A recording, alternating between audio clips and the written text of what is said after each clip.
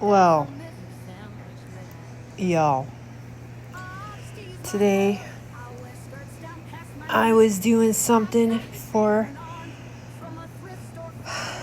the cottage. If you're wondering what I was doing, I was making blessing suds. I made a big batch, as you can see.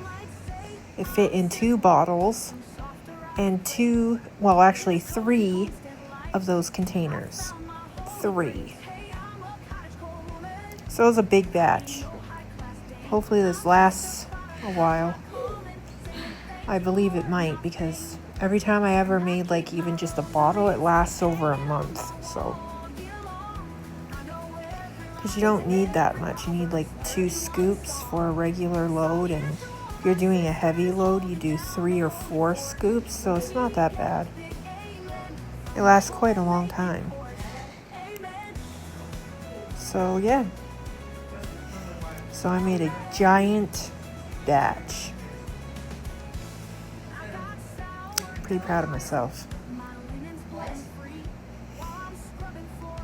And of course I put it in the Etsy headquarters right now because, well, I don't have the shelf set up yet where I want it to put this stuff on when I make it.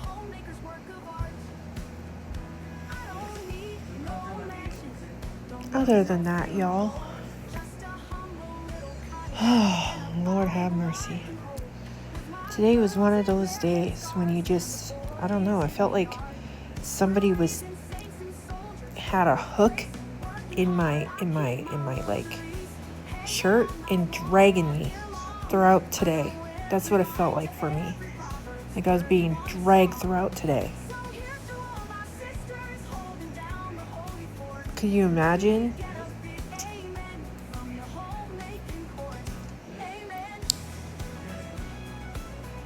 I spent a lot of time outside today because I couldn't stand being inside for some reason. I just wanted to be out.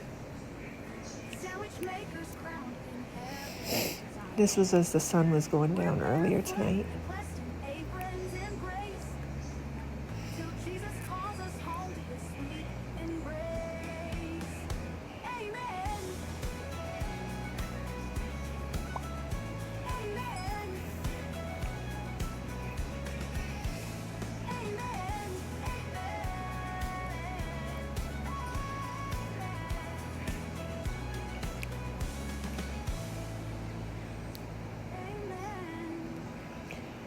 Just chilling outside.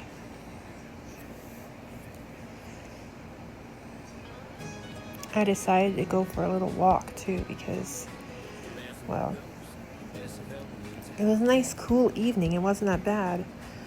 But first I wanted to do a little bit of the crocheting of the mesh bag that I'm putting inside my basket. I've been working on it for quite a few days now, and I think I'll be done in another day or so. Not too much more to go.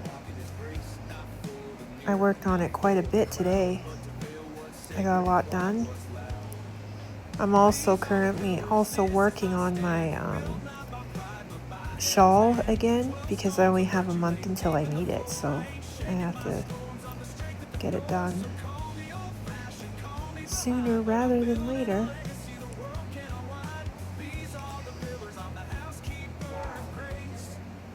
And yeah, I'm literally just rolling with it today because it's all I could do.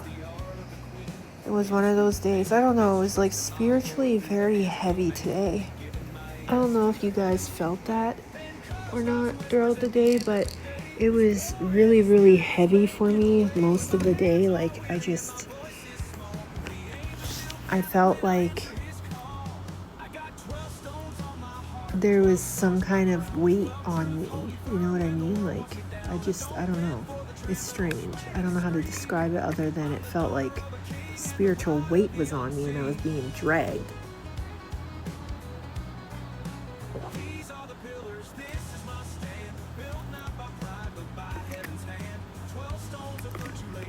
not a very good feeling, that's for sure.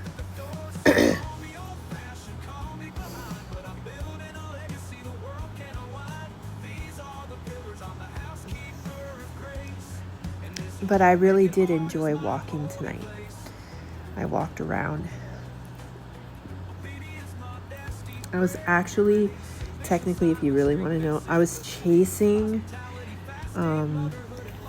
grasshoppers. I know that sounds weird because I'm a girl, but I like grasshoppers. Yeah, I know. It's weird, right? I know. So I was literally chasing grasshoppers, looking for them.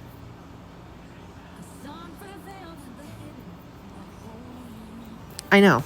You don't have to. I know. I couldn't help myself. Okay, they sound so cute. I love summer. The sound of summer. I don't really like the heat, but I like the sounds of summer. You know, like the grasshoppers and the I don't know how to describe it. It's the sound of summer. You know what I'm talking about. Everybody knows what the sound of summer is. The sound of summer. Okay?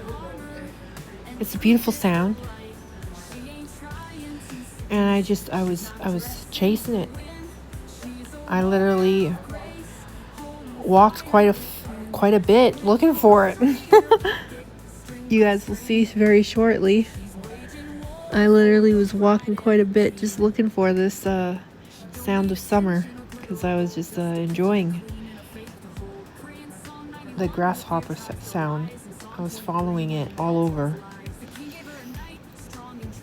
Very soon you'll see.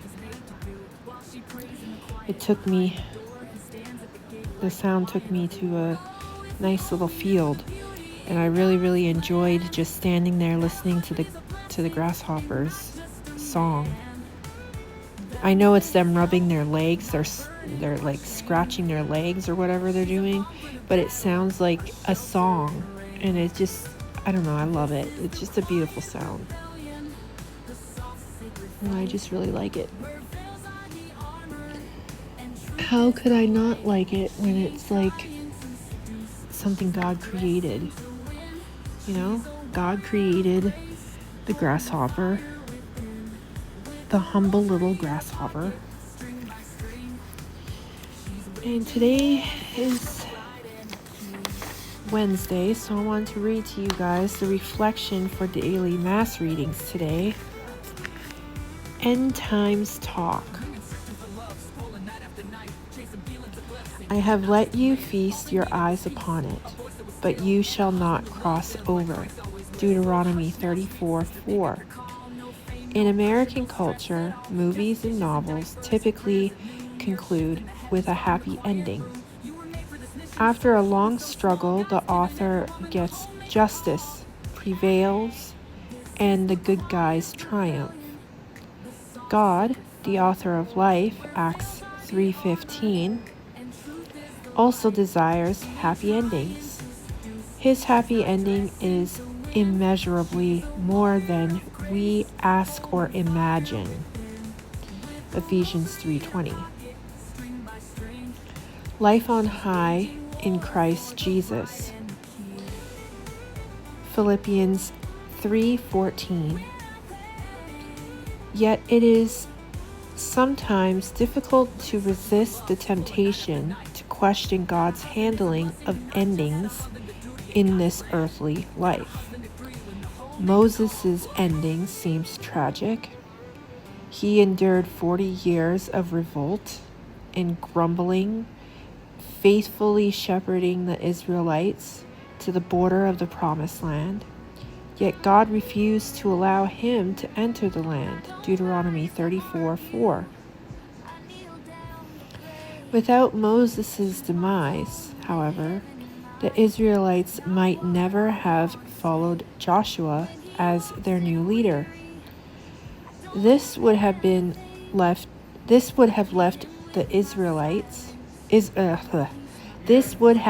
Israel weak and disarray. and in disarray. Lord, I can't even read right now. What? Because Moses did not seemingly have a happy ending, Joshua was able to lead the people in power. Our heritage is not so much the final outcome, but rather the day-to-day privilege of having God present in our midst. Matthew 18:20. Each day in God's service is its own reward. Isaiah 49:4. If we daily focus on Jesus present with us, Jesus will be the end for us. Revelations 22:13. Any circumstantial worldly ending will not leave us disappointed. Romans 5:5. For our hopes lie firmly in Jesus, the Lord of the end. Let this then be the end. 2 Maccabees 15:39. Prayer. Father, do in me whatever you must in order to do through me whatever you will. Promise. Again I tell you, if two of you join your voices on earth to pray for anything, whatever it shall be granted you by my Father in heaven. Matthew 18:19. Praise. Saint I don't know how to say that word, wrote that Christ seeks all and desires to save all, wishing to make all the children of God. I think that's beautiful, and it really, really goes to the heart of today. Like, the whole entire theme of today was like, around whether God's will is being done, whether his timing is on time, whether we as humans can push the circumstances in our favor when it's God's will to do whatever he's going to do with what we're doing. You know what I mean? If you are a servant of God, okay? You are serving God in some way. Your ministry, your walk, your talk, your journey, whatever it may be. God has a specific purpose, a specific time, and a specific will for you and your service. So however you're serving the Lord, whatever that looks like, he has a time, a will, and a purpose for it. And it will not be late. It'll be on time. Whatever he's planning to do, whatever his will is, and how your message or your word or your ministry or your service is going to go forth, he will make a way, and he does it in his own timing. I've had to learn this through such hard trials. Like, if you guys only knew the frustration I've had in the trials that I've had, but it's built in me trust, surrender, and sacrificing my will and my pride to allow God to do what he needs to do. I stepped out of his way. Finally, it took me quite a long time to learn it, but I'm pretty smart. I caught on pretty quick, like, okay, Lord, I understand you want me to wait. Okay, I'll wait. Okay, Lord, not now. You're not saying not ever, you're just saying not right now. Okay, I get it. Okay, Lord, whatever's going on, I know you're gonna work this out for my good, so do whatever you're gonna do, Lord. I trust you. That's how it's been. I've had to like literally just step aside, lay down my own will, my own desires, my own pride, and just be like, Lord, take the wheel. Your will be done, Lord. Not mine. Your will be done. Your timing is perfect. It's always on time. You're never late. I trust you'll get me there. You'll do whatever I need. Whatever's needed to glorify you. Your will be done, not mine. Let it be done unto me according to thy word.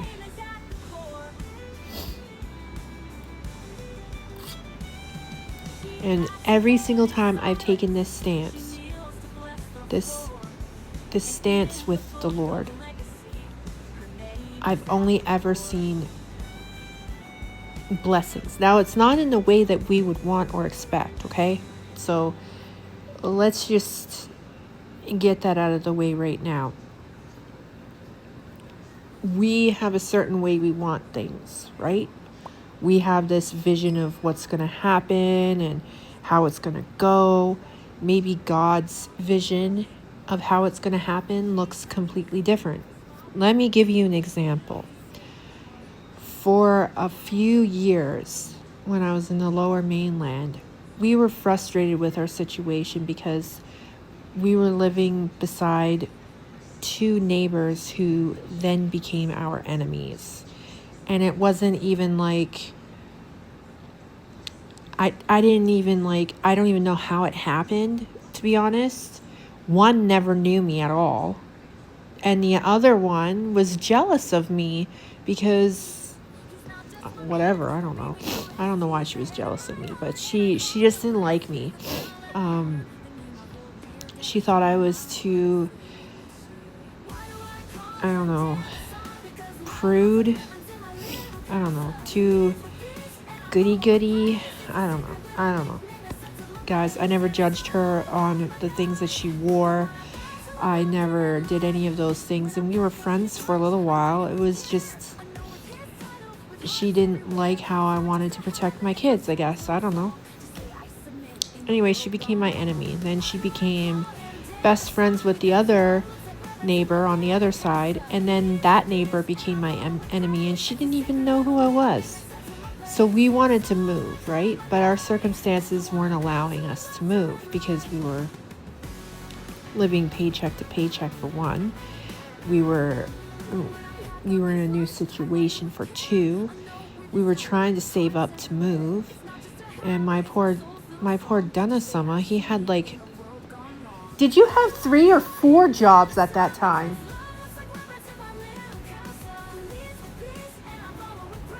Danasama? What? Did you have 3 or 4 jobs at that time? When we were in the Lower Mainland? After Maury? Yeah, he had four jobs. He was gone all day. He would literally leave at like 4:30, 5 o'clock in the morning. And I wouldn't see him until like 1 a.m. every day. I was getting up at 2:30, 3 o'clock, and I would be cooking breakfast, lunch, and dinner, packing it for him so that he could just go to work. And it wasn't like he got the weekends. On the weekends, he was working shifts for the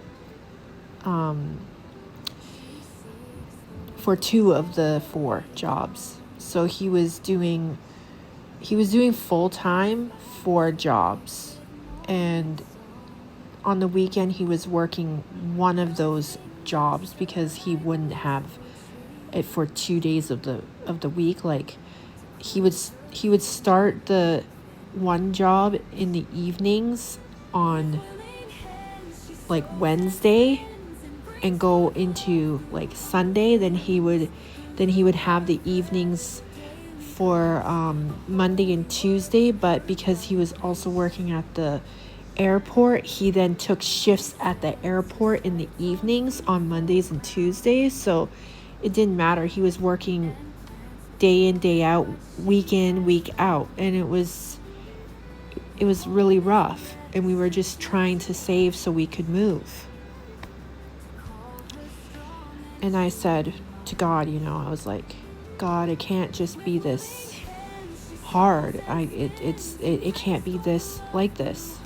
I don't want my husband to have a heart attack and die from working so hard and so much and so stressed. Lord, make a way for us, And I was just like begging the Lord day and night, like all the time.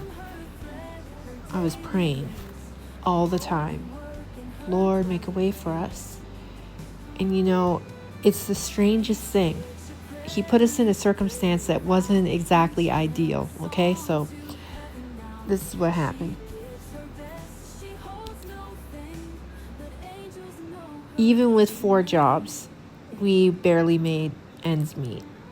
Like, we barely got by. Okay, literally barely got by. So one of the times, one of the jobs, didn't give him what he needed because of whatever reason. The guy was being a douche. Anyway, so he didn't get one of his paychecks, which left us behind on what we needed for rent at the time. So we paid rent late that month. Well, our landlord, because there was so much strife going on with both neighbors, had enough of hearing about it, because I guess neighbor number 2, who didn't even know me, was pressuring my landlord to kick me out. And so she tried to evict us, saying, oh, you guys paid late during the 2020. I was like, everybody did. Everybody had to stay home to protect their families at the time. We thought just 2 weeks and we'll cut the curve, but that's not what happened, So everybody was doing that. And besides, I was pretty sure that you couldn't even use that against someone, right? Because it was emergency situation, you know what I mean? So, but she tried. And I thought, okay, Lord, if this is your plan, please don't let us be homeless. Make a way for us to move wherever you're going to move us. Make sure we have enough to get there. Make sure that we get to bring what we're meant to bring with us, and make a way for us to get there. I don't want to have to worry about this. This is too much stress for me. I put it all in your hands, Lord. You do what you need to do. Make it easy for us, and I'll know it's your will. Well, the Lord did just that. He got us a moving truck. He got us just enough to come up to where we were going, pay rent, damage deposit, and still have money for food. I don't know how. Don't ask me. The Lord did that. It was all the Lord, okay? The Lord did that. I had nothing to worry about. All I had to do was pack. And that's what I did. I packed. That's all I did. I packed. The Lord did the rest. Here I am, safe and sound where he wanted me. So he'll do things, and it doesn't look like how we would want them to be done. You know what I mean? Like, I wouldn't have wanted to be evicted, have the stress of going through arbitration because I knew that I was right and that she couldn't kick me out because of 2020, right? And even the arbitrator said, yeah, you can't do that, landlord. And she's like, but, and then she's like, landlord, you can't do that. Well, she probably has damages done in the suite. She won't even let us in. I was like, there's no damages done to the suite. And you don't need to come in to assess that until after I move out. And then the arbitrator sided with me again and said, that's right. And then she's like, well, if there's damages, and then the arbitrator said, landlord, you can't ask for more money. That's what the damage deposit's for. If there's damages, the damage deposit will cover it. So she was trying to get more money out of me, trying to kick me out, trying to get the police to come down and remove us. And the arbitrator's like, no, landlord, that's not how this works. So landlord got shut down. Fine, whatever. But I still wanted to get out of there because I was just done, you know. And I think the Lord knew I was done. The Lord knew the whole situation was done. I had 2 neighbors constantly spying on every little noise that came from my basement suite. Whether it was a good noise, like happy-go-lucky family time playing and joking around, didn't matter. They would be listening and then call the police and lie.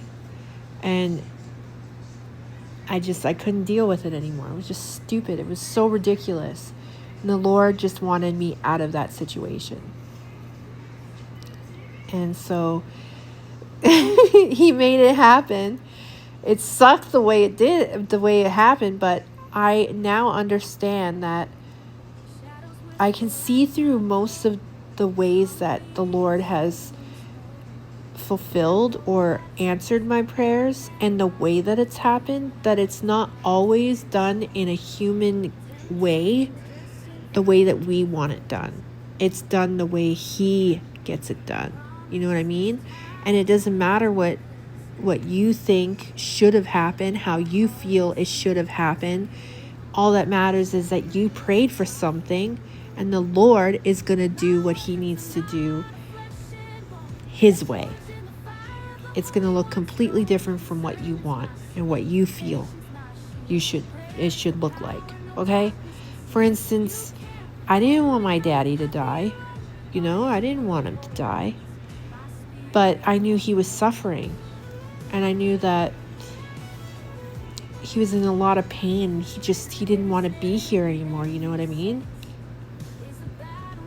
So I prayed to the Lord. I said, God, give me the strength to be okay with him leaving us.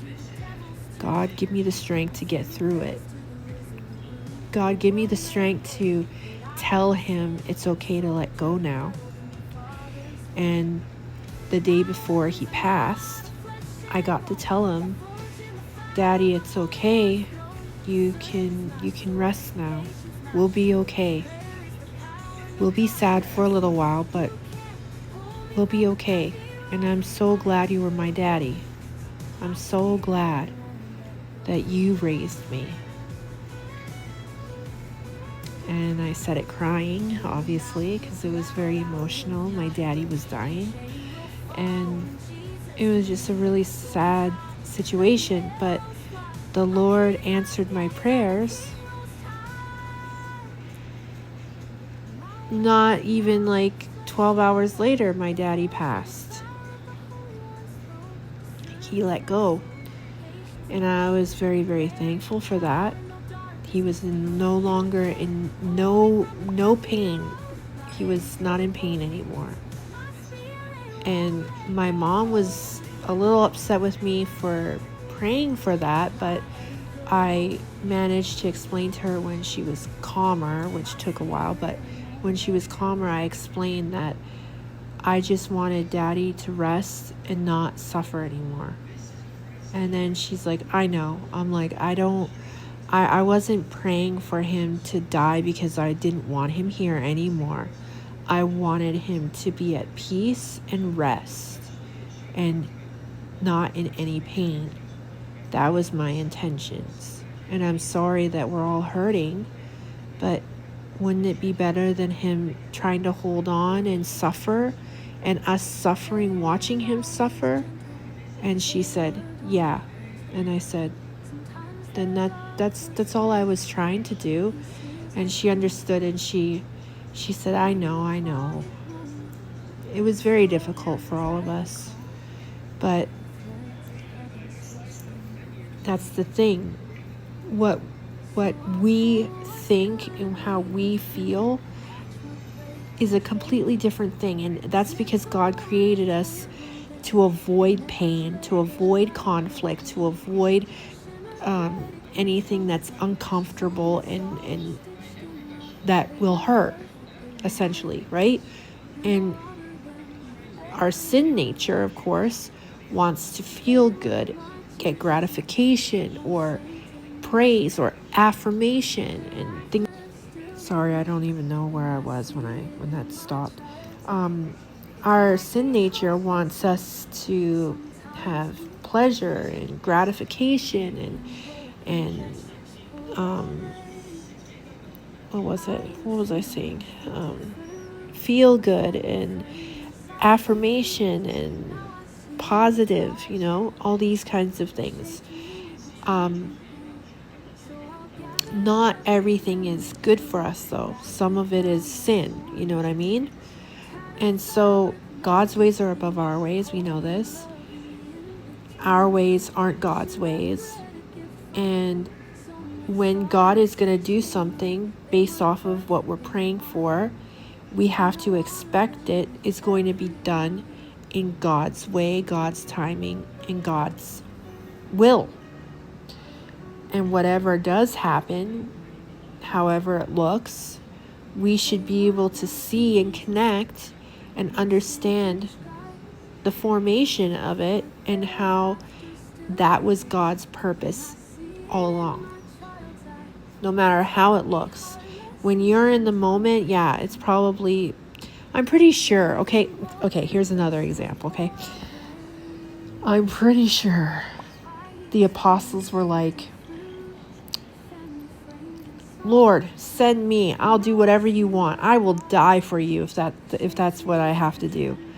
And the Lord looked them in the face and he said a parable and they didn't understand what he was saying. Not fully. He was literally saying, yes, you will die for me. And they went on after the Lord, died, came back to life and went to heaven 40 days later.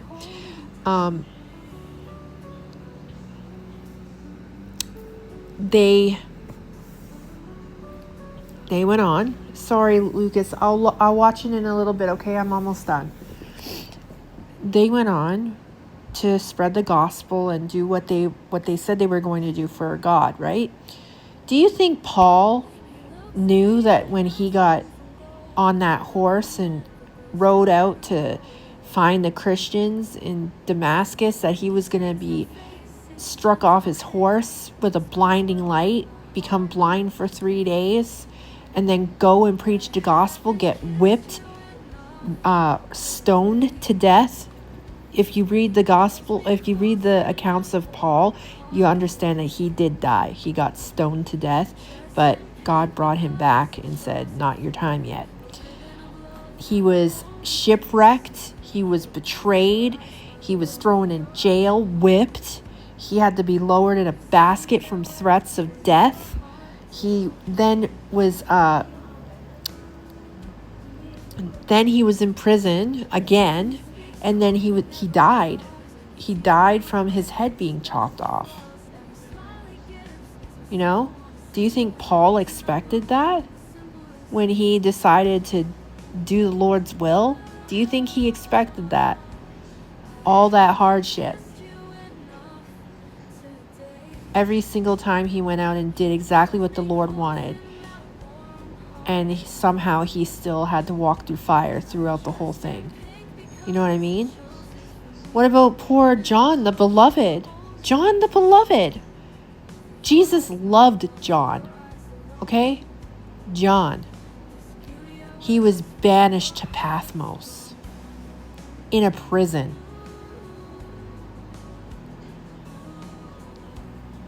And then when they were finally liberated, the Christians, they were liberated, he then lived in a cave for the rest of his life. He died of natural causes, old age, whatever happened.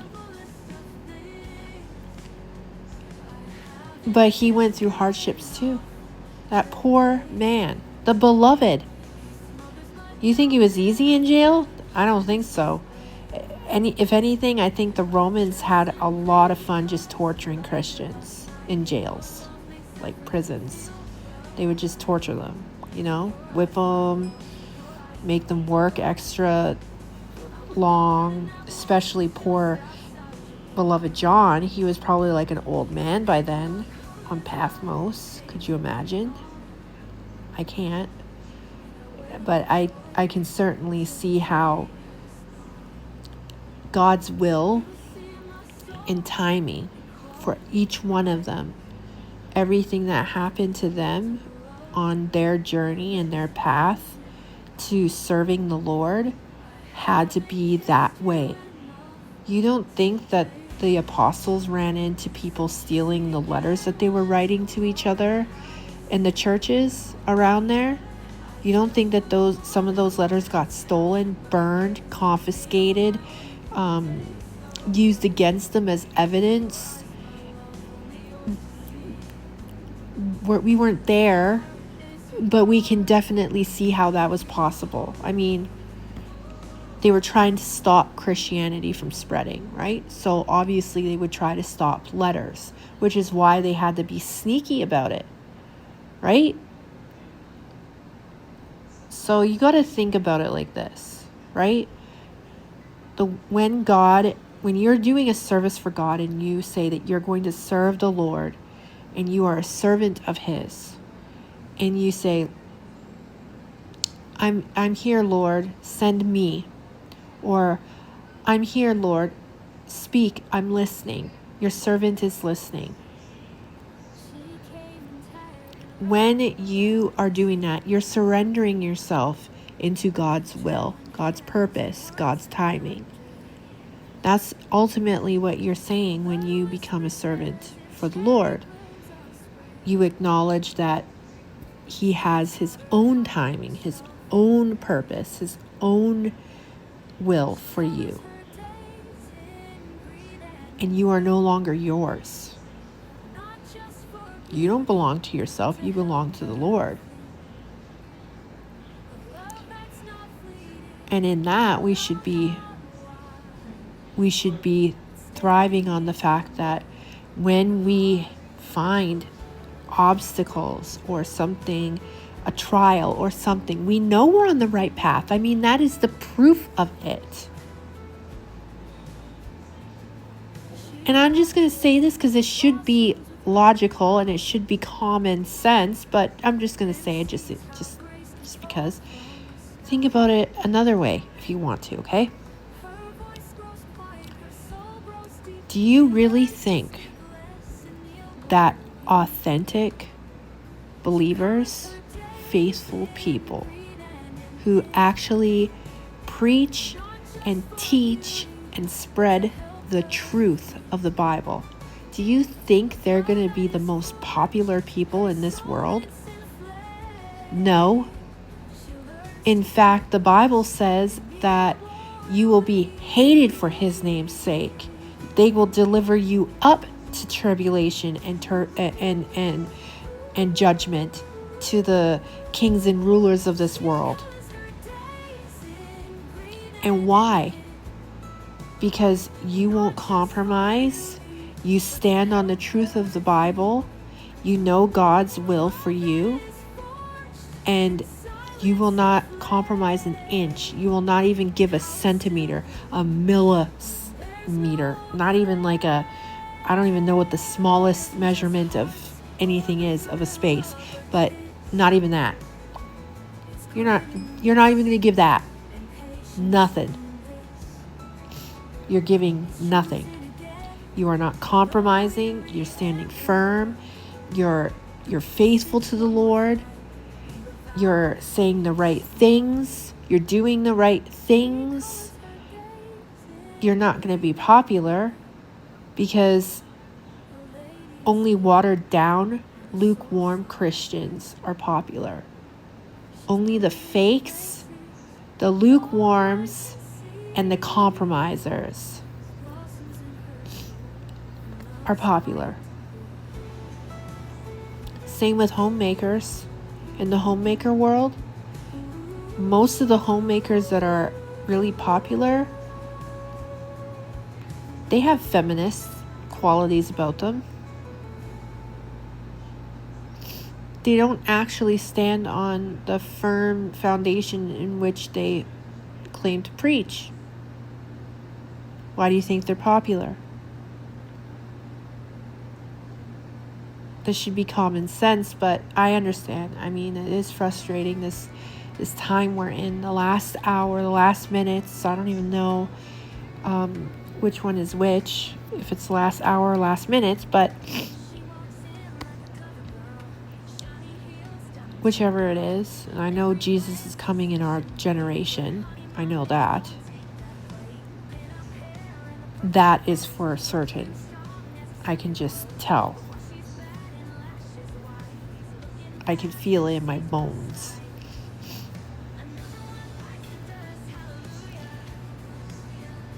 So I'm just basically saying that if you are with the Lord, then be all in, 100%. And surrender everything to Him. Your pride, your will, your desires, let it all go. And literally just say, your will be done, Lord. Let it be done unto me according to thy word. I'm here, Lord. Send me. I'm here, Lord. Speak, for your servant is listening. If you can give up your own whatever and say those words to the Lord and live in those parameters,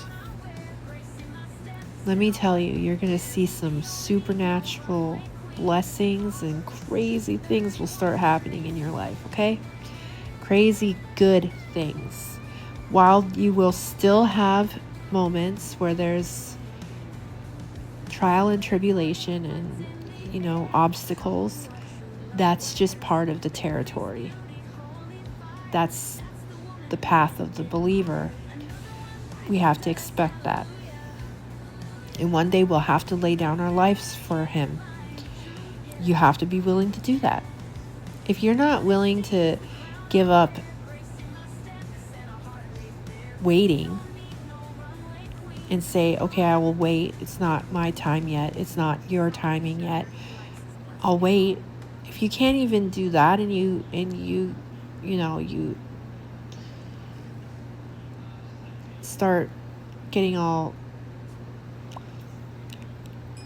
anxious and urgent and all this stuff, then how are you going to withstand in that evil day and done everything to stand therefore in the full armor of God? How are you going to say, I will not take this mark, I will not worship this beast, chop my head off because you are going to have to kill me, I ain't going to give up Jesus? How are you going to do that if you can't even give up your own will?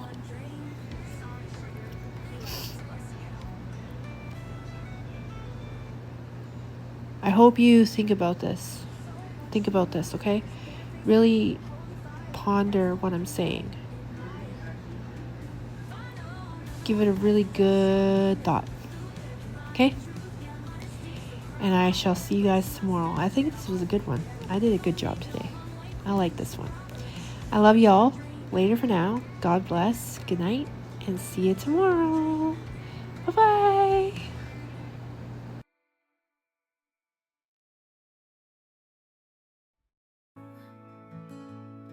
The shadows whisper at my door, calling me to stray once more.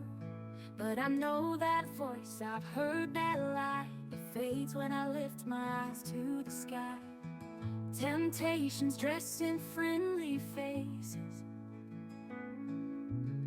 promises tied to empty places. But my heart is sealed, my spirit knows where shepherd leads, my feet will go. My weapons are not of flesh and bone, they're forged in the fire of the Holy One's throne. Discernment's my sword, patience my shield, prayer is the power no darkness can steal. You can't pull me from the path you on, my anchor holds, my spirit won't let go.